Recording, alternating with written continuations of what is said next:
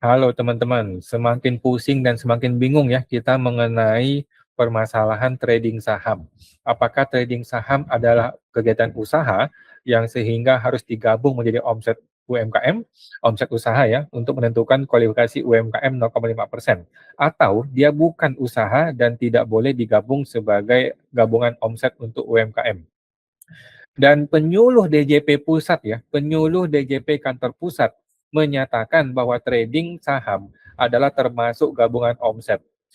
Ada beberapa isu yang gue dengar, tetapi ada dua argumen yang terakhir yang gue dengar ya. Mudah-mudahan tidak salah, teman-teman tolong koreksi kalau salah ya. Dua argumen ini adalah dia mengatakan frekuensinya sering dilakukan.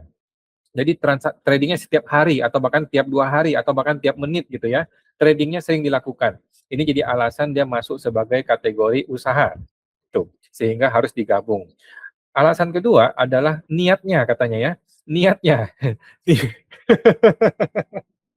niatnya wajib pajak, niatnya wajib pajak adalah untuk mencari keuntungan gitu ya. Dalam hati gua memang tolol ini ya si penyuluh DJP ya. Kok bisa niat dijadikan indikator? Niat niat siapa yang tahu niat ya? Aduh, ini penyuluh DJP. Jadi ini adalah blunder besar DJP ya. Untuk kesekian kalinya DJP itu bikin blunder, bikin masalah, bikin meresahkan rakyat gitu ya. Bikin pengumuman, bikin bikin asumsi, bikin pendapat pribadi tetapi disampaikan kepada publik seolah-olah itu dasar hukum gitu ya. Padahal nggak ada dasar hukumnya. Nggak ada dasar hukum ngomong gitu teman-teman ya. Ini jadi pembicaraan di grup WA perpajakan, di semua grup WA jadi ribut gitu ya. Dan sampai hari ini teman-teman tidak ada satupun konsultan pajak yang setuju dengan si penyuluh itu dalam sepengetahuan gue ya. Dan tidak ada satupun rakyat Indonesia yang setuju dengan pendapat si oknum penyuluh DJP itu ya. Gitu. Nggak ada satupun yang setuju teman-teman ya. Jadi si Purbaya sudah betul ya. Ini suruh diam aja deh, DJP diam aja deh, DJP nggak usah kasih pengumuman, DJP nggak usah kasih penyuluhan, itu si Bu Inge tuh kepala penyuluhan, duduk-duduk aja di kantor Bu ya, ngopi-ngopi di kantor aja, ngeliat pemandangan, nggak usah penyuluhan Bu, nggak usah ya, udah bikin penyuluhan, bikin blunder, bikin salah, semua orang jadi resah, semua orang jadi ribut gitu ya, nanti ketemu Purbaya, Purbaya bilang suruh diam lagi DJP gitu ya, Purbaya lagi disalahinnya, padahal Purbaya nggak ngomong gitu loh. PP 20 nggak ngomong gitu teman-teman ya. PP 20 tidak mengatakan trading saham adalah usaha. Oke. Okay? Jadi DJP udahlah, nggak usah kasih penyuluhan, udah ngopi-ngopi aja lu di pantai, jalan-jalan aja sana lah ya. Nggak usah kasih pengumuman, salah pengumumannya, udah salah, error, yakin lagi dia, pede banget dia gitu ya. Aduh, salah ngomong, nggak sesuai hukum, menimbulkan disinformasi gitu ya. Kalau kita nih wajib pajak, konsultan pajak kayak gue nih, menimbulkan disinformasi, diomel-omelin sama DJP, dibilang ini konsultan abal-abal lah, konsultan pajak goblok dan sebagainya. Ketika penyuluh mereka yang kasih informasi salah, santai-santai aja. Saya yakin dia benar gitu ya. Akhirnya menimbulkan keresahan dan kebingungan di level masyarakat ya. Masyarakat pada bingung gitu ya. Aduh, oke teman-teman, gue share ke teman-teman semua ya. Ini adalah postingan di Instagram gue. Ini gue ambil dari orang lain juga ya, ada informasi dari orang lain yang menyatakan bahwa investasi saham maupun trading saham yang dilakukan tiap hari sekalipun, tiap menit sekalipun, itu bukan kegiatan usaha. Itu adalah investasi ya. Sehingga omset usaha real Anda dari trading sahamnya tidak boleh digabungkan dengan penghasilan saham tersebut saat menghitung threshold 4,8 M ya. Gua belum pernah dengar teman-teman ya, gua belum pernah dengar ada satu orang pun konsultan pajak yang setuju dengan penyuluh DJP. Kalau ada coba kasih tahu gua siapa orangnya, gua siap berdebat sama si oknum konsultan pajak itu teman-teman ya. Gitu ya. Jadi menurut pendapat gue, yang namanya jual beli saham di bursa efek ya, nilainya mau besar ataupun nilainya kecil, mau 100 triliun ataupun 100 juta. Jumlah transaksinya sering ataupun jarang terjadi, mau setiap hari, setiap menit ataupun setiap tahun sekali, baik dia mencari keuntungan ataupun ya pasti cari untung dong. Yang namanya orang punya duit, punya bisnis, punya duit, dia mau tabung, dia mau beli saham, ya pasti cari untung dong. Masa niat dijadikan indikatornya si oknum penyuluh pajak ini ya? Kemudian jangka pendek ataupun jangka panjang. Gue nggak peduli. Semuanya adalah bukan kegiatan usaha ya. ataupun pekerja bebas. Bukan teman-teman ya, bukan. Semuanya adalah bukan pekerjaan bebas. Itu pendapat pribadi gue teman-teman ya. Tetapi bagaimana pendapat teman-teman? Menurut gimana teman-teman? Ya, ini bukanlah BKP dan bukan JKP. Coba deh, teman-teman tanya tuh si penyuluh DJP itu ya, kena PPN nggak Pak itu trading saham? Ya, kalau dia bilang itu trading saham tidak kena PPN, ya udah beres, berarti kan bukan kegiatan usaha, selesai toh. Tapi kalau dia bilang itu kena PPN, waduh tempeleng aja tuh si oknum pajak itu ya. Tapi tempelengnya pakai Zoom teman-teman ya, jangan pakai tangan lu, nggak boleh ya. Tempelengnya pakai Zoom, kasih kasih apa namanya reaction tempeleng gitu ya. Enak aja lu tolol penyuluh DJP kok tolol banget gitu ya. Jadi kesimpulan gue adalah semua yang namanya trading saham, apapun kondisinya, itu bukan termasuk omset gabungan untuk menentukan kualifikasi final 0,5%. Selesai perdebatannya di level gue ya, bagi gue. Oke. Nah, kemarin gue sudah bikin video ya, bahwa dari pasal 58 ayat 1 itu sudah jelas ya. Kita ngomong undang-undang teman-teman ya, ngomong PP 20, ngomong hukum teman-teman ya, bukan ngomong pendapat pribadinya si oknum penyuluh KPP, penyuluh DJP pusat ya, bukan. Kita ngomongin ini adalah dasar hukum. Di PP 20 pasal 58 ayat 1, ayat 2, ayat 3 dan sebagainya sudah jelas ya, sudah memberikan rangkuman yang jelas ya. Ada 5 indikator. 5 indikator sesuatu penghasilan itu merupakan omset gabungan atau bukan ya. Indikator 1 dia dari usaha. Indikator 2 dia dari jasa pekerjaan bebas. Indikator 3 dia imbalan atau nilai pengganti uang. Indikator 4 dia termasuk 1 2 3 tapi punya istri.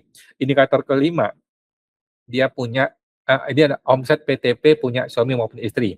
Trading saham tidak termasuk semuanya teman-teman ya, bukan usaha, bukan pekerjaan bebas, bukan uang pengganti dan juga bukan punya istri, bukan juga omset PTP.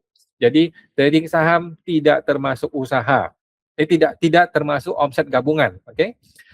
Nah, sekarang DJP mengatakan termasuk nih yang di sini, termasuk penghasilan dari usaha. Nah, gampang lu tinggal tanya teman-teman ya. Kalau penghasilan usaha berarti dia BKP dong. Berarti dia JKP dong. Kalau dia BKP atau JKP, berarti dia termasuk omset PPN dong, kena PPN dong, ya kan? Nah, jadi kalau dia bukan BKP, bukan JKP, maka trading saham itu bukan kegiatan usaha. Kalau tidak ada usaha, berarti tidak kena PPN, berarti bukan termasuk gabungan omset PP 20. Tetapi kalau dia paksakan ini adalah kegiatan usaha, berarti dia termasuk PPN. Objek PPN. Mana ada ceritanya trading saham objek PPN, bos? Siapa yang masih bayar PPN-nya? Bagaimana buka e-fakturnya coba? Apakah mungkin ya sebuah penghasilan dari usaha tetapi tidak jadi objek PPN? Nggak mungkin guys, nggak mungkin ya, jawabannya tidak mungkin. Kalau dia usaha, dia pasti objek PPN ya, kecuali ada aturan khusus yang bilang dia bebas PPN atau bilang dia JKP atau BKP tetapi bukan objek PPN. Ada aturannya. Tetapi nggak ada ya, nggak ada aturan itu mengenai trading saham. Oke, jadi clear teman-teman ya. Trading saham bukan kegiatan usaha, bukan JKP, bukan BKP, tidak kena PPN. Dengan demikian, otomatis dia bukan termasuk kategori indikator 1. Artinya, dia tidak termasuk dalam gabungan omset untuk menentukan kualifikasi seseorang boleh atau nggak boleh pakai PPh final UMKM 0,5%. Oke, clear ya bagi gue ya teman-teman ya. Jadi selesailah kita berdebat mengenai ini, tetapi kalau si penyuluh mau ajak debat, gue siap ya. Kalau si penyuluh siap mau diajak berdebat, gue siap berdebat ya. Kalau ada konsultan pajak yang masih mau setuju dengan si penyuluh DJP, gue siap berdebat ya. Silakan hubungin gue ya.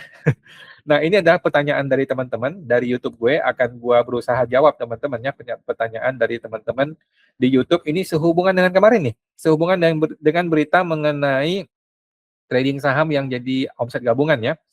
Oke, kita akan jawab satu persatu teman-teman.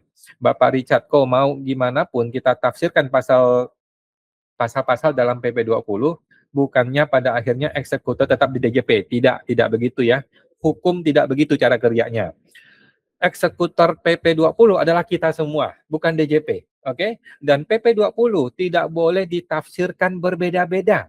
Tafsirnya cuma satu. Teman-temannya, clear teman-temannya. Tidak boleh sebuah dasar hukum ditafsirkan berbeda-beda oleh orang yang berbeda-beda. Tidak boleh. Hukum itu cuma punya satu tafsir. Ya. Oke teman-teman ya, satu tafsir, tidak boleh jadi perbedaan pendapat, nggak boleh. Dan PP 20 sudah dengan tegas memisahkan apa yang jadi gabungan, mana yang bukan gabungan. Oke? Nah, cilakanya adalah PP 20 tidak memberikan apa definisi usaha atau bukan usaha. Coba, apakah frekuensi bisa jadi indikator? Apakah niat jadi indikator? Ya, tidak ada di PP 20. Gara-gara tidak ada, maka si oknum penyuluh DJP menciptakan ilusi, menciptakan persepsi, menciptakan pendapat pribadi dia. Dia sampaikan di forum resmi, mampus kita semua, ya. Jadi wajib pajak jadi bingung. Lah kok iya, apa iya masuk sebagai omset gitu kan? Aduh.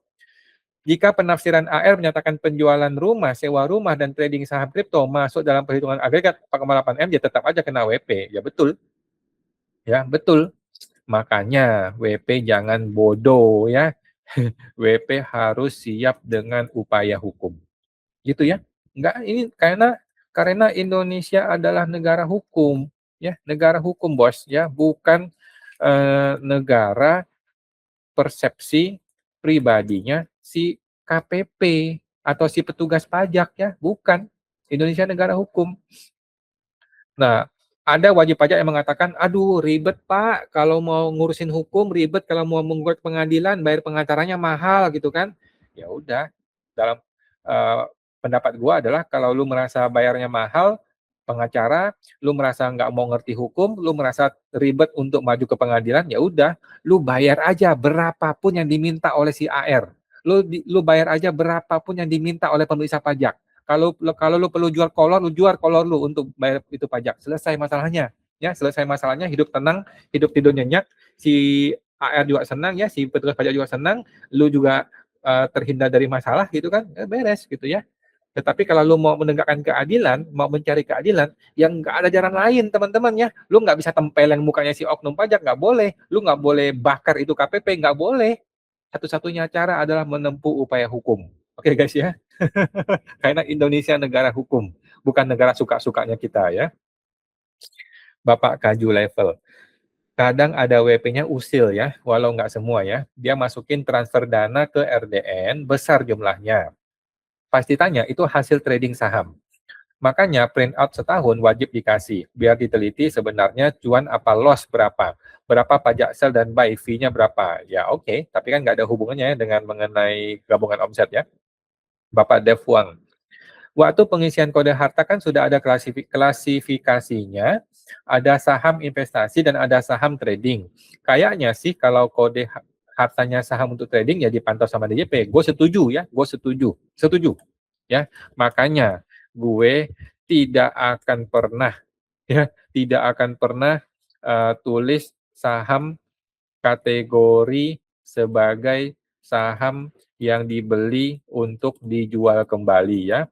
Jadi hanya orang-orang bodoh menurut gue ya, konsultan banyak bodoh yang memasukkan nama hartanya itu adalah harta yang adalah saham dijual yang dibeli untuk dijual kembali ya. Menurut gue itu konsultan yang bodoh. Kalau gue tidak akan pernah menuliskan yang namanya harta itu saham dijual untuk kembali. Tidak. Kalau gue akan tuliskan ya saham apa ya namanya? Saham di non bursa. Saham di bursa gitu aja udah. Nah, kata Pak Rezep, makanan. Gila zolim, nggak ikhlas dengan pajak ini. Semoga Allah membalas pedih setimpal. Waduh. Kalau rugi di saham bisa dimasukin sebagai pengurang pajak nggak? Ya nggak bisa ya, mimpi aja lu, mimpi aja lah. Jangan harap ya, rugi di saham kok mau jadi pengurang pajak. Tanya, kalau usaha kos-kosan, apakah perhitungannya hanya pakai omset doang atau setelah dipotong biaya bayar gaji? Jawabannya omset ya. Tidak ada pembukuan, artinya tidak ada potong-potong biaya. Oke? Kalau kalau mau dihitung biaya, maka Bapak perlu lakukan pembukuan. Ya, kalau pembukuan boleh, silakan. Nah, cuma kan pembukuan masih bayar konsultan, masih bayar akuntan, kan jadi masalah lagi. Bapak word of wisdom. Kok bisa masuk area abu-abu juga ya ini? Menurut gua tidak ya. Menurut gua tidak abu-abu. Yang bikin abu-abu adalah oknum penyuluh DJP Pusat. Mereka menciptakan ilusi, menciptakan imajinasi di kepalanya seolah-olah trading saham adalah usaha, ya, sehingga orang jadi ribut. Kalau orang jadi ribut kan seolah-olah ini adalah gray area, ya, wilayah abu-abu. Padahal tidak, ini bukan gray area. Misalnya kita rutin tiap bulan jual saham, mau rutin mau nggak rutin nggak ada urusan, ya, mau rutin nggak rutin tidak ada urusan. Itu bukan kegiatan usaha, oke? Okay? Malah ada kan yang beli pagi jual sore, ya oke, jual pagi jual sore masalahnya apa?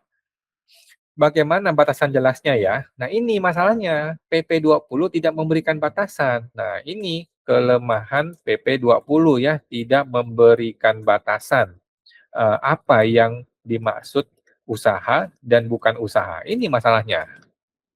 Jangan-jangan karena rutin dilakukan dianggap trading ini salah satu usaha kita. Jadi itu pula. Betul, ini dilakukan oleh oknum penyuluh DJP kantor pusat. Tetapi kan pertanyaan gue, di PP 20 pasal berapa ngomong gitu? Coba tanya ke si penyuluh. Ya. Di PP 20 2026, di pasal berapa yang menyatakan, ya, yang menyatakan jika rutin atau sering dilakukan, maka penghasilan itu adalah usaha. Mana? Di pasal berapa ngomong gitu? Tidak ada, Bos. Tidak ada pasal ngomong gitu. Itu adalah imajinasi dari si oknum penyuluh DJP Pusat. Oke, teman-teman ya. Udahlah, IHSG nyungsep jauh mau dipajakin pula. Oke. Mohon tanya ke Awan, apa benar kalau omset di bawah 20 M pajak diskon 50%? Jawabannya ini untuk PPh badan ya. Benar, kalau omset di bawah 50 M ya. Coba pelajari di Google yang namanya pasal 31E. Oke, biar Bapak ngerti ya. Bukan semata-mata langsung 50%. Ada pembagiannya.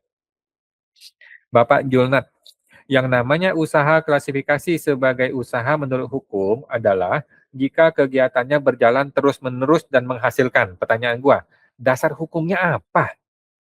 Di undang-undang apa, di pasal berapa yang ngomong begini? Jika kegiatannya berjalan terus-menerus dan menghasilkan, itu adalah usaha. Di mana coba? Dasar hukum apa yang ngomong gitu? Di PP 20 pasal berapa ngomong gitu? Kagak ada, Bos, kagak ada. Bukan merugi, kemudian dikenai pajak, oke? Sistem trading saham yang dikenai final seharusnya jangan diganggu lagi, ini malah diganggu. Setuju ya? Setuju. Setuju. Setuju ya? Jadi PPh saham sudah final dan itu bukan kegiatan usaha. Jadi tidak boleh dimasukin sebagai omset gabungan. Oke, pertanyaan gua, si oknum DJP ini dapat dari mana inspirasi ya untuk bisa menggabungkan itu ya? Nanti ditempelin sama si Purbaya nih kalau sampai Purbaya tahu ya. Lanjut. Padahal jual rugi, cut loss dan dah kena pajak, betul ya. Menurut gua mau untung mau rugi nggak ada hubungannya. Itu bukan trading saham, itu bukan kegiatan usaha. Ya. Semua dipajakin, sudah gila, diam-diam pajak, pajak, pajak terus hancur. Waduh, kan PPh final bos. Ya oke. Jadi banyak orang mengatakan trading saham itu sudah PPh final sehingga tidak perlu dimasukin sebagai gabungan omset. Jawaban gue bukan begitu ya. Bukan berarti sebuah penghasilan sudah final, maka dia tidak perlu gabung lagi sebagai omset. Bukan begitu. Konsepnya beda ya. PP 20 nggak ngomong gitu. PP 20 mengatakan ada beberapa penghasilan yang perlu dihitung dalam rangka gabungan, dalam rangka untuk menentukan kualifikasi PPh final seseorang tahun depan. Gitu ya. Jadi bukan berarti lu harus kena pajak tambahan 0,5, bukan. Tetapi ini perlu dihitung dalam rangka menentukan kualifikasi. Lu itu boleh atau nggak boleh pakai final 0,5% tahun depan. Gitu loh. Nah, sekuritas bakal resah omset trading itu luar biasa ya. Kalau begini jadi rem trading keluar masuk. Betul ya, betul. Ini sangat-sangat meresahkan. Mudah-mudahan sampai ya di telinganya Purbaya ya. Kalau orang-orang kayak gue kan dikasih kentut sama Purbaya ya. Kalau wartawan yang mungkin didengerin sama Purbaya. Memang nggak semua pegawai pajak menguasai masalah pajak. Banyak yang membulat jawabannya. Masalahnya ini adalah penyuluh kantor pusat, Bos. Penyuluh kantor pusat, DJP. Siapa lagi yang mau didengar kalau mereka pun kita nggak percaya? Coba. Siapa lagi yang mau kita percaya? Kalau mereka pun blunder, asal ngomong, asal bacot, gimana coba? Aduh. Lanjut. OP trading saham telah ada KBLI khusus dan selayaknya usaha pada umumnya harus terdaftar. Jadi, sepanjang KBLI tersebut tidak terdaftar, maka bukan kegiatan usaha, melainkan investasi. Nah, ini masalahnya adalah KBLI-nya ada, Bos. KBLI-nya ada. KBLI-nya ada yang namanya trading saham mandiri, itu sudah ada. Nah, jadi ini termasuk usaha atau bukan? Ini masalahnya. KBLI terbaru ya 2025 yang gua juga baru tahu kemarin, ada KBLI yang namanya trading saham mandiri. Kan mampus kalau DJP pakai itu sebagai argumen ya, mati kita. Pajak aja bisanya pemerintah ini menghidupi negara itu dari usaha, ekspor kek, perdagangan kek, bukan dari majakin rakyat. Oh nggak bisa Pak, pemerintah tidak boleh ekspor ya, pemerintah tidak boleh berdagang ya. Paham? Korupsi aja pinternya. Sip nasib jadi rakyat di negara ini. Oke. Setuju kok. Masa trading saham misal invest 25 juta Januari, setelah 1 tahun dijual beli karena bingung juga dijual. Beli sahamnya sampai omset 5 miliar padahal tidak untung. Masa disebut orang kaya? Nah ini dia, ini masalahnya ya. Jadi si oknum penyuluh DJP ini, aduh, omel-omelin nggak bisa ya, tapi dia makan uang rakyat, makan uang kita semua. Aduh, gimana itu ya si oknum itu. Budaya aparat negara Om, oke. Dagelan pajak Om, kalau perlu dibikin bulet-bulet. Rakyat makin diperas, duitnya dibagi-bagi proyek MBG, Kopdes, betapa sakitnya hati ini. Oke. Siap-siap tinggalkan saham ya. Iya, kalau ini betul dipaksakan jadi usaha, tidak ada orang mau trading saham. Gue beli deposito aja beres ya. Ngapain trading saham?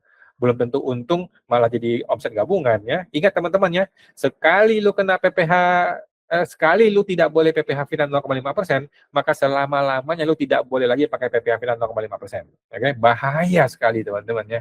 Gila tuh si oknum kantor pusat DJP itu ya.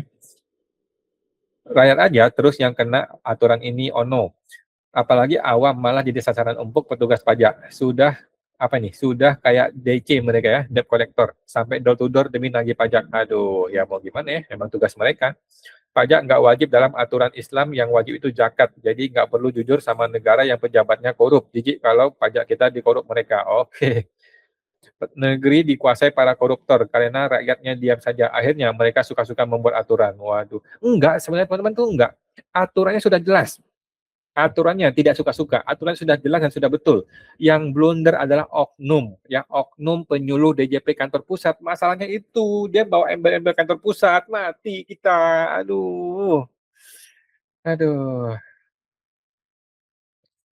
Kalau peraturan pajak dibuat dan petugas pajak tidak mau menjelaskan, maka itu jebakan, dan yang salah secara keseluruhan adalah pemimpin puncak, yaitu presiden, karena tidak bisa memimpin anak buahnya, karena pajak adalah media korupsi yang sangat mudah buat penarik pajak. Ya mau gimana? Masa lu lari ini ke Prabowo? Prabowo bilang bukan urusan gua. Si Purbayakno gitu, ngomong ke Purbaya gitu ya. Seharusnya tidak boleh digabungkan karena saham itu bukan penghasilan tetap dan penghasilan pasti. Bukan masalah itu, Pak. Masalahnya adalah 5 indikator ini. 5 indikator terpenuhi atau tidak. Itu dulu nih. Gitu ya, kalau menurut gue ya. Jebakan Batman, oke. Kok kalau trading saham di bawah 4,8 M apakah bisa dianggap untuk gabungan?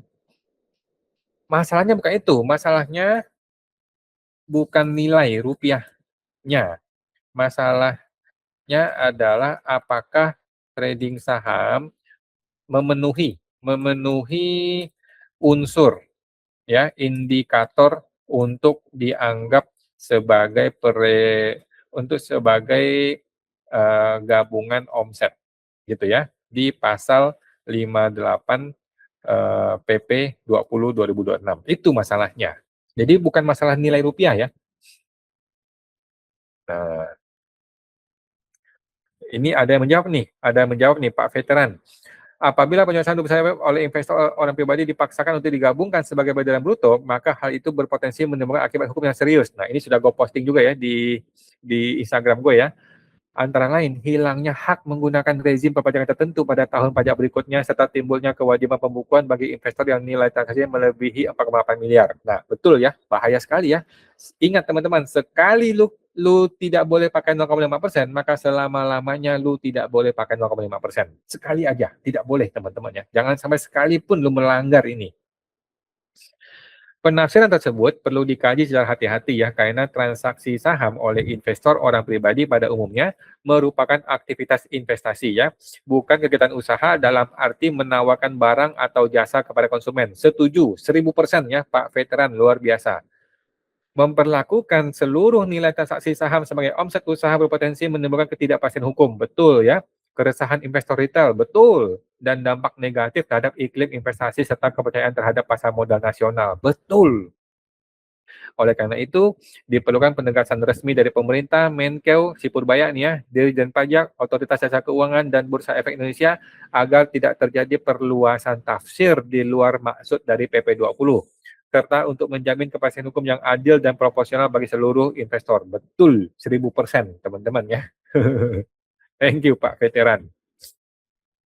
Bukannya jual beli saham sudah otomatis kena pajak final ya, langsung dipotong sama broker sekuritas. Masa kena pajak penghasilan lagi? Jawabannya betul ya. PP 20 dan yang diucapkan oleh si penyuluh DJP itu tidak bermaksud untuk menambahkan 0,5% lagi, bukan ya. Maksudnya adalah nilai tradingnya mau dianggap sebagai omset gabungan dalam rangka untuk menentukan kualifikasi. Lu boleh atau nggak boleh pakai PPh final tahun depan. Itu masalahnya.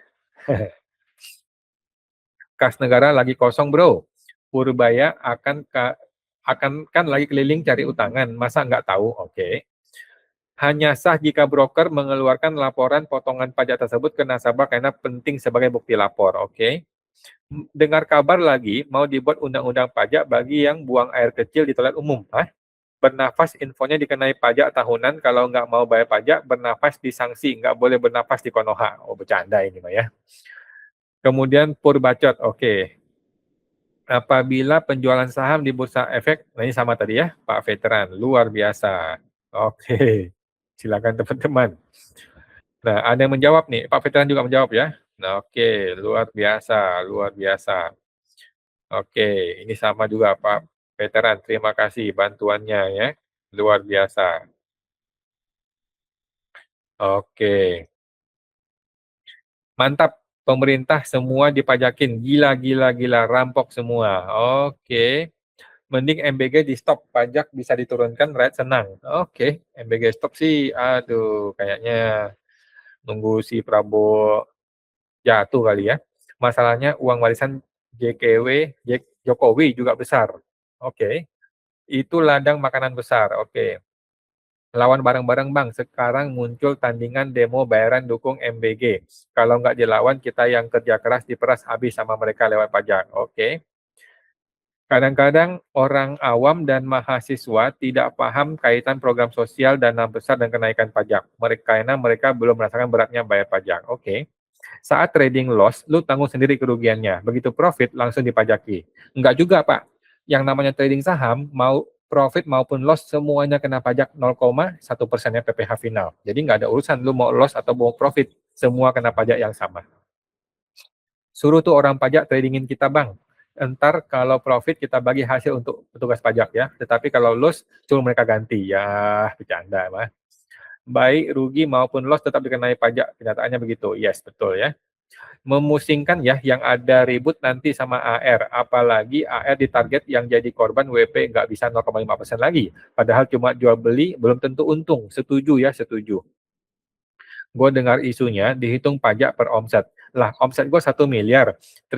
Tapi dari uang 200 juta yang diputar 5 kali di saham yang slow, tapi naik terus sebelum MSCI, untungnya 30 juta. Sekarang gue cuma cuan 30 juta, ditagih pajak berdasarkan 1M.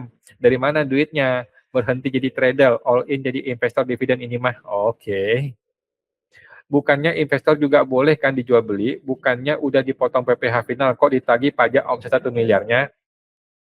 Dihitung berdasarkan omset, misal 50 juta. Dari 50 juta, semua masih dalam posisi loss, belum ada yang profit. Apakah langsung dibacakan juga, Bang? Jawabannya tidak ya.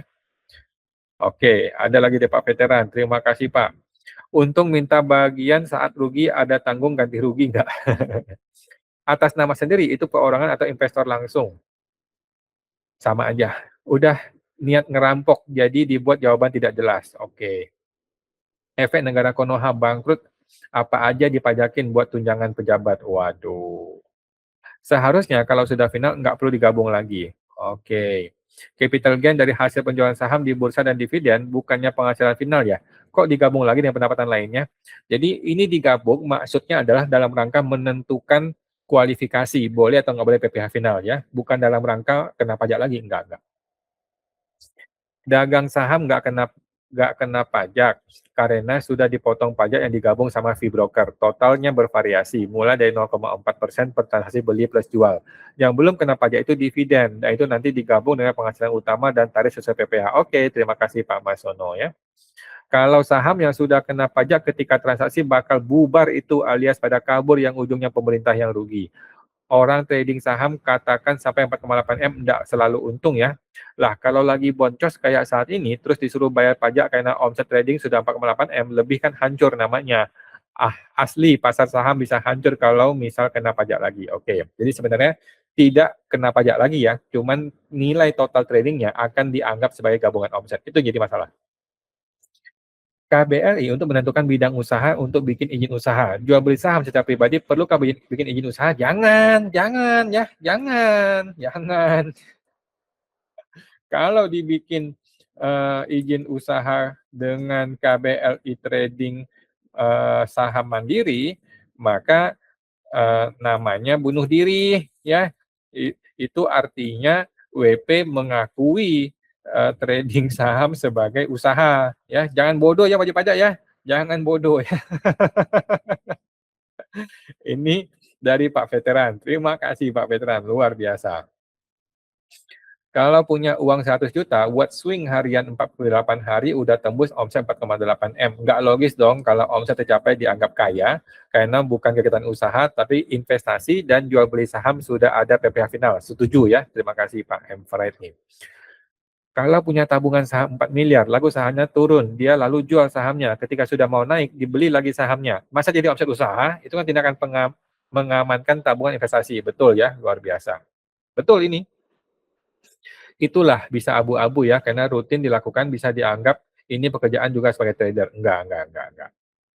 Iya, makanya gue jadi khawatir sama pemerintah ya. Gue muter 200 juta, 5 kali aja udah 1 miliar. Padahal cuan bersih setelah semuanya cuma 30 juta. Saham yang paling berdampak MSCI ya, yang slow naiknya alias PP Universe.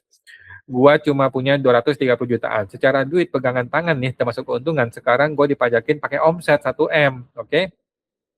Duit yang makan gua nggak punya. Apa perlu gua bikin pembukuan atau badan usaha gitu ya macam PT biar dipajaki berdasarkan keuntungan bersih? Nggak juga ya. Kalau berdasarkan omset mah trader pada boncos apalagi yang cut loss ya. Udah mah rugi masih dihitung omset pula. Aduh. Betul, padahal harusnya bukan area abu-abu ya. Di PP-nya harus spesifik menjelaskan hal-hal seperti ini. Nah, itu dia masalahnya, PP-nya nggak jelas. Oke, Pak Veteran lagi, teman-teman ya, silakan dibaca, luar biasa. Nanti saat menentukan besaran pajak yang harus dibayarkan, baru mereka menyesuaikan aturan yang akan dipakai membenarkan. Oke. 5% UMKM, apakah ada yang penting untuk saya ketahui? Nggak usah lah Pak, sama aja seperti biasa. Oh, investor langsung lari semua. Waduh. Dari mana? Nanya pegawai pajak, tanya AI. Oh, daripada tanya pajak, tanya AI aja. Kedepannya semua pegawai pajak akan diganti AI karena lebih teliti, anti kong kali kong, dan lebih murah. Enggak lah, enggak ya. Enggak bakalan.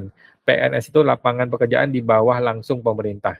Pecat aja 50% PNS ganti pakai AI. Langsung atau demo berjilid. Ya iyalah, janganlah, jangan. Enggak dipecat tapi dialih fungsikan ke departemen lain ya. Memang enggak langsung tapi bertahap. Sudah ada skemanya tapi sedikit yang tahu. Paling awal nanti dimulai dari bea cukai. Oh gitu. Oke. Katanya agar masyarakat mau investasi. Aduh. Ada alternatif ngakalinnya, yaitu omset harus di atas 4,8 M, jadi yang dipajaki adalah net profit, tetapi selama dana tersebut tidak dicairkan masuk rekening pribadi, dana tetap di tangan broker atau pihak ketiga, atau yang dicairkan adalah sebatas pengeluaran yang dibukukan, maka bisa tetap aman secara teori. Enggak lah, nggak bisa juga. Tergantung gimana DJP menghitungnya, itu ya. Pakai trust fund company, and itu aja yang perlu DJP tahu. Tapi Indo nggak ada trust fund company, karena pada dasar orang Indo emang nggak bisa di-trust.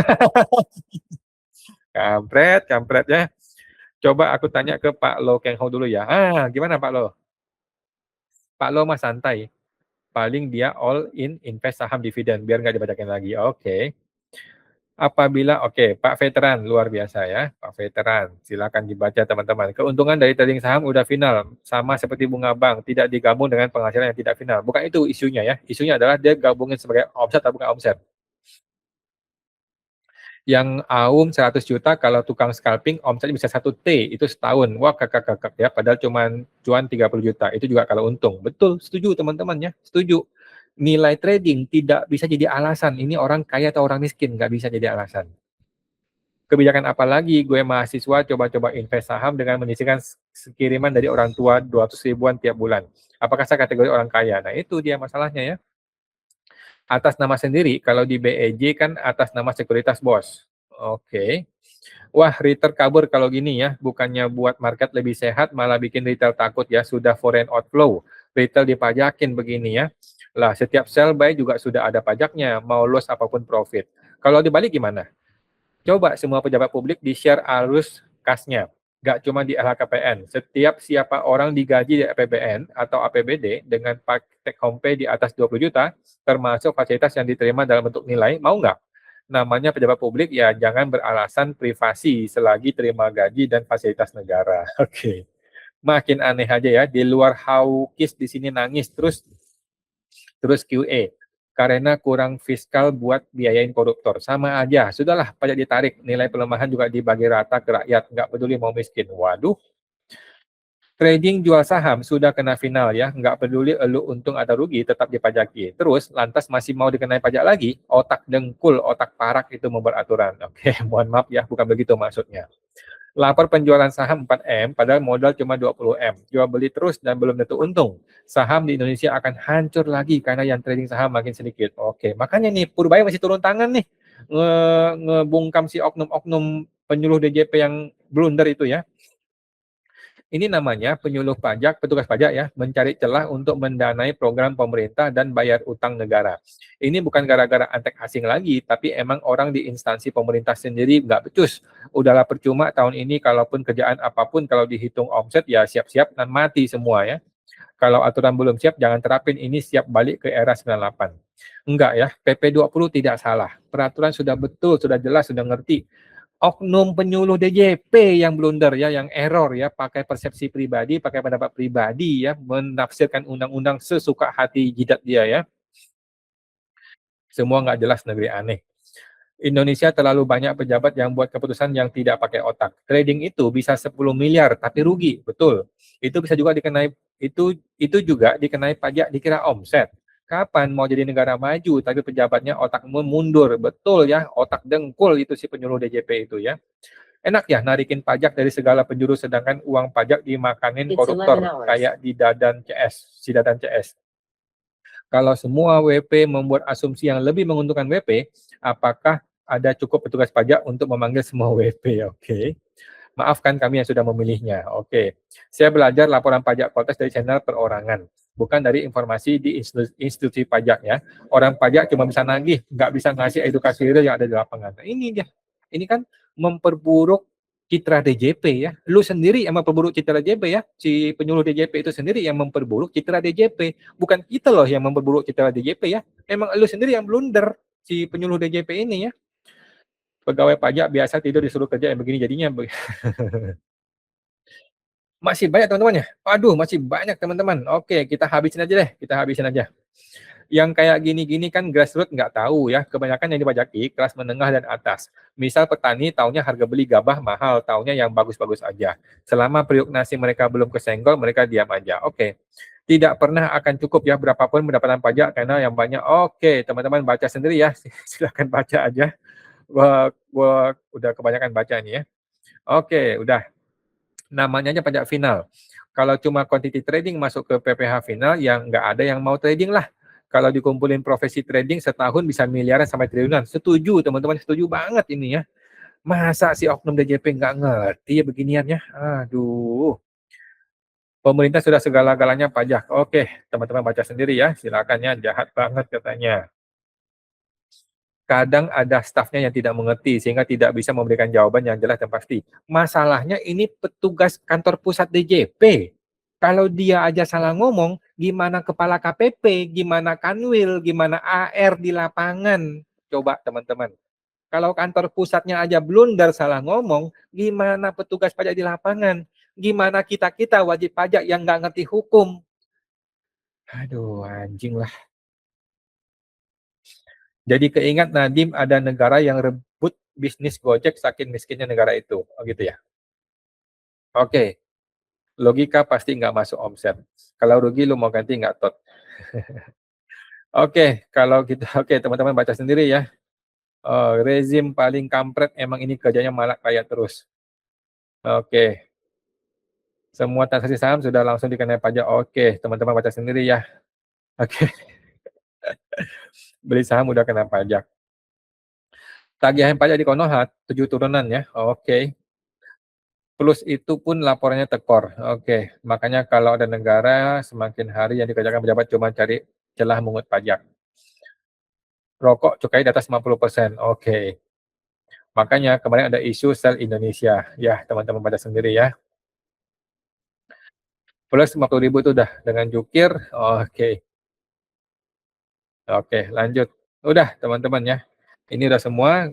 Gue lanjutin lagi deh. Ada beberapa lagi nih ya. Lanjutin lagi.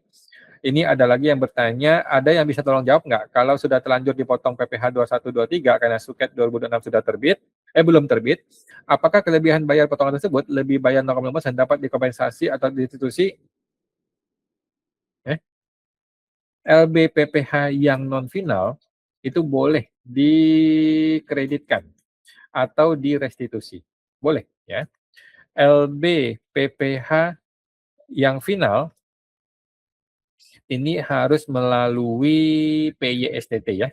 Nah, jadi semacam pengembalian, bukan di kompensasi atau dikajikan nggak boleh.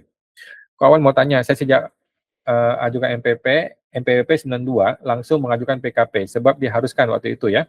Karena saya jual barang ke BUMN dan omset saya tidak pernah melebihi 4,8 M. Saya juga sampai saat ini membayar PPh final 0,5%. PP 20 berlaku juga kan untuk saya, setuju ya, setuju.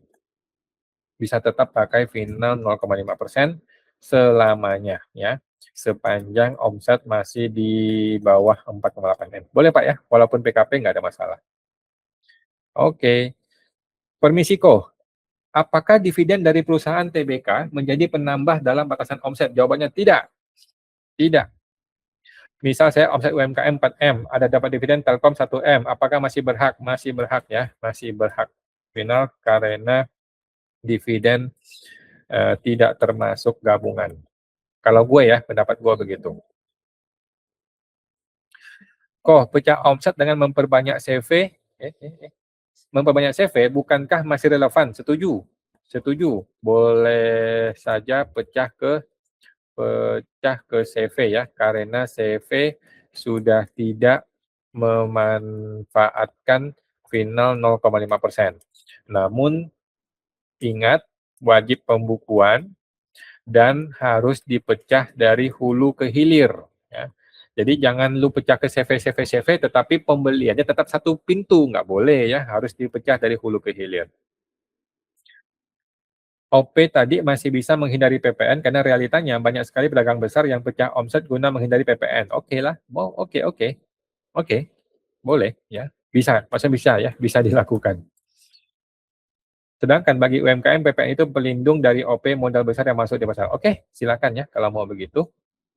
Cuman ya tahu sendiri ya risikonya ya, mesti pembukuan dan sebagainya. Kawan, jika sebelumnya saya berstatus pekerja bebas dan kini telah berhenti dari pekerja bebas. Di tahun 2026 mendirikan usaha kecil. Bisakah pakai 0,5%? Perlukah mengubah identitas wajib pajak pekerja bebas menjadi badan usaha? Nggak perlu. Nggak perlu ya. Tetap di OP saja boleh lah.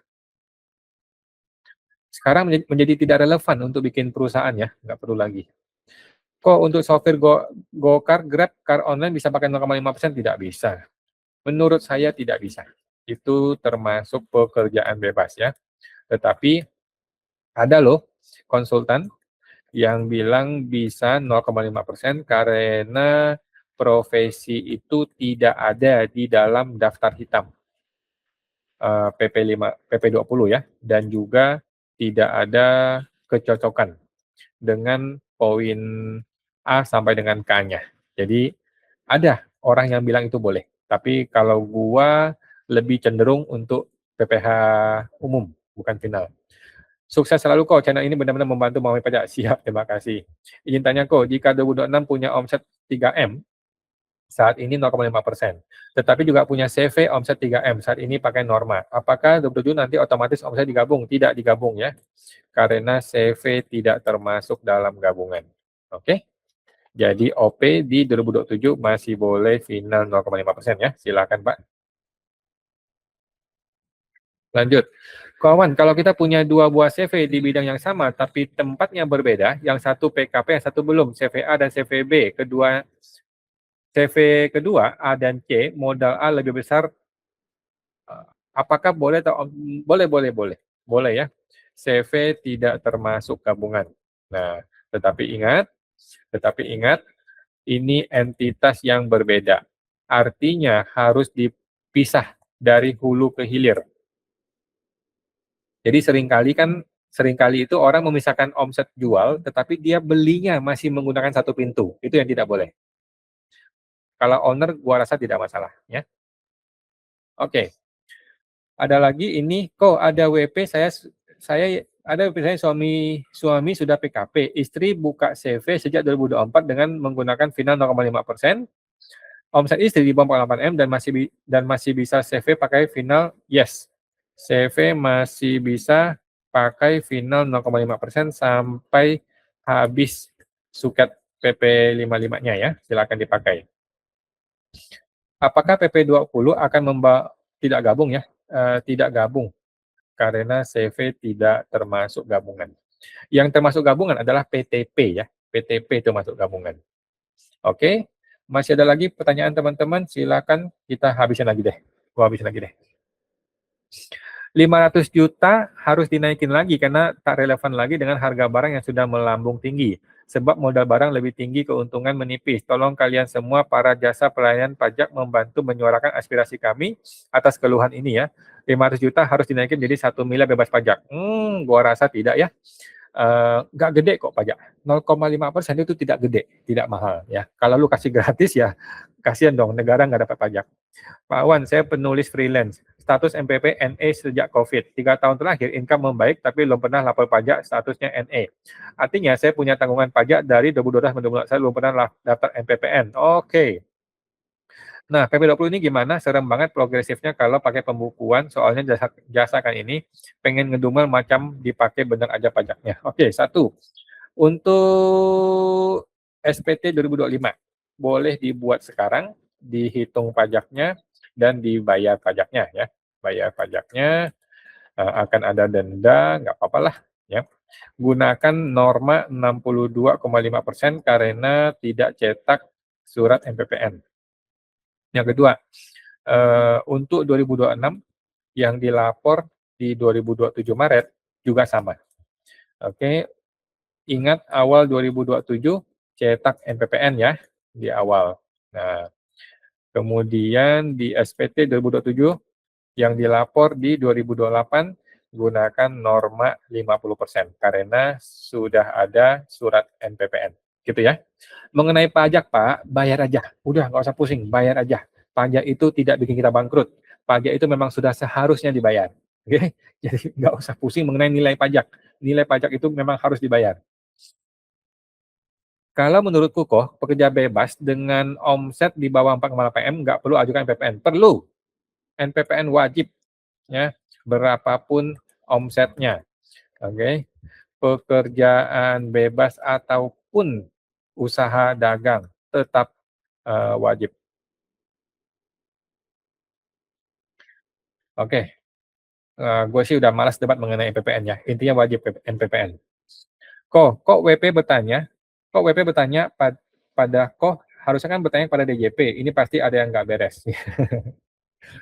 PT kalau sudah pernah ikut selama 3 tahun ini masih bisa 0,5% omset setahun kurang dari 500 juta. PT tidak berlaku yang bebas pajak 500 juta ya, hanya untuk orang pribadi saja. Oke, teman-teman. Wah, habisin lagi deh, masih ada pertanyaan lagi ya, sekalian biar kita beresin. Ini penjelasannya benar katanya. Oke, terima kasih. Pilih aman, nggak usah kerja, tiap bulan tinggal tungguin BLT, pusing, kerja sepi, semua naik, pajak dicari-cari diganti-ganti, heran. Oh, aduh, mau nunggu BLT. Oke, lanjut. Masih ada lagi, sedikit lagi teman-teman. Kok komen-komennya yang dibalas kokonya nggak bisa dibaca ya? Oh, bisa kok, bisa kok. Coba refresh ya, harusnya bisa. Bang, kalau bengkel motor itu kategorinya yang mana ya? Nah, menurut saya, bengkel adalah jasa dan kena PPh umum, tidak final 0,5%. Namun ada konsultan pajak lain yang berpendapat bengkel tidak ada di dalam daftar hitam pekerjaan bebas di PP 20. Sehingga bengkel boleh final 0,5%. Nah, jadi silakan ditentukan ya mau yang mana. Kalau gua, kecenderungan gua adalah semua jasa gua buang sebagai pekerja bebas, sebagai PPh umum. Jadi gua nggak mau pusing. Bisa disamarkan dong, main dalam satu event tapi ngakunya masih kursus. Betul, betul. Nah, kembali ke apa istilahnya ya? Moralitas diri sendiri gitu ya. Ya bisa aja, lu jual jasa tapi lu bilang lu jual makanan gitu kan bisa aja. Nah, tetapi kan ini kembali ke diri sendiri ya. Lu mau jadi pembohong terus sampai kapan? Teman-teman, sampai kapan mau jadi orang yang tidak jujur? Ya, Pak Wan bisa memperjelas tentang pasal 58 kenapa PPh final bruto gabung dengan sewa bangunan. Satu, sewa bangunan, deposito itu tidak digabung ya, tidak digabung. Siapa yang bilang gabung? Ya. Yang kedua adalah luar negeri. Luar negeri sepanjang berhubungan dengan usaha atau pekerjaan bebas itu perlu digabung. Tetapi kalau luar negeri yang tidak, yang bukan usaha ya, yang bukan usaha atau pekerjaan bebas, maka tidak digabung. Contoh deposito gitu ya, investasi itu nggak digabung, nggak ya, nggak digabung. Jangan khawatir. Menurut gue tapi ya, kalau menurut si penyuluh pajak ya mungkin aja digabung. Jikalau usaha bengkel itu omset tidak mencapai 4,8 M per tahun, apakah tidak bisa masuk UMKM? Pendapat pribadi saya, jasa semuanya pakai PPh umum, ya tidak final 0,5%. Tapi ada konsultan pajak yang berpendapat bengkel boleh final 0,5% ya, karena tidak termasuk dalam daftar hitam PP 20. Jadi kembali ke teman-teman ya, silakan. Gue bisa terima ya, gue bisa terima argumennya si teman-teman konsultan, tapi gue tetap teguh pada pendirian gue. Lanjut. Cuma di Indonesia semua berbelit ya, bahkan pertanyaan mudah pun berbelit. Mereka sengaja nggak jawab biar rakyat awam tentang pajak dan tiba-tiba ditagih pajak ratusan juta. Waduh, gimana ceritanya ketentuan umum bersifat cash by cash? Parahnya lagi, kepala KPP bisa menafsirkan ketentuan umum, perlu ijazah palsu ijazah mereka. Ya iya, nggak boleh dong kepala KPP dikasih kewenangan menafsirkan hukum, nggak boleh. Hukum tuh hanya boleh satu tafsir. Aduh. Lanjut yang terakhir. Tapi tidak wajib PKP kan kalau hasil gabungan? Betul, setuju, betul. Jadi kalaupun ada penggabungan, tetapi tetap tidak wajib PKP ya. Hanya dalam rangka menentukan lu boleh atau nggak boleh PPh final. Menurut saya nggak perlu kok gugat ke MK ya. Keputusan MK yang sudah final dan banding saja masih nggak dituruti oleh DPR. Derita jadi rakyat jelata ya, suaranya dibutuhkan pas pemilihan doang. Ya, nasib kita lah. Mengenai opsi satu, berarti bisa ya kalau saya misal punya 2 toko satu yang omset besar saya datangkan pakai CV, sistem pembukuan, dan toko 2 yang omset kecil saya pakai PPh UMKM. Jawabannya boleh, tetapi ingat, dipisah dari hulu ke hilir ya. Jadi kalau memang ini bikin 2 entitas, 2 NPWP yang berbeda, betul-betul dipisahkan semua dari awal sampai akhir. Jangan sampai barangnya digabung satu gudang, saling ngambil barang di sana, ngambil barang di sini, buat jual di sana, nggak boleh ya. Apalagi rekening campur itu haram ya. Mending kerja di bawah 4,8 M, tapi margin 20% selama usaha kita nggak berubah. Kalau mau gede langsung sekalian omset 50 M biar margin 5% nggak apa-apa. Aku sendiri biasanya bisnis semua dikerjakan mau yang cuan besar dan cuan kecil. Dengan adanya peraturan ini mending kerja yang cuannya masih lumayan aja. Setuju ya, gue setuju 1000% ya. Bagi pengusaha-pengusaha daripada pusing kena masalah beginian ya, mending kita fokus pada usaha-usaha yang memang gede profitnya gitu loh. Gue setuju ya. Ngapain lu main main omset gede, profitnya tipis, kemudian dikejar-kejar sama pajak gitu loh. Kena PPN pula. Aduh, mending kalau orang pintar ya, mending kita cari usaha yang profitnya gede, lumayan gede gitu ya, dan tidak usah pusing dengan omset gitu. Omset jangan terlalu gede menurut gue sih. Salah pola pikirnya, kalau mau gedein omset tapi profit kecil ya, itu salah mindset. Kita mesti punya mindset sama kayak orang Amerika. Profitnya gede, tidak perlu main quantity, karena pajaknya itu kejar. Kalau kalau omset gede, pajaknya cilaka ya. Gitu teman-teman ya. Oke, semoga terbantu. Sampai jumpa.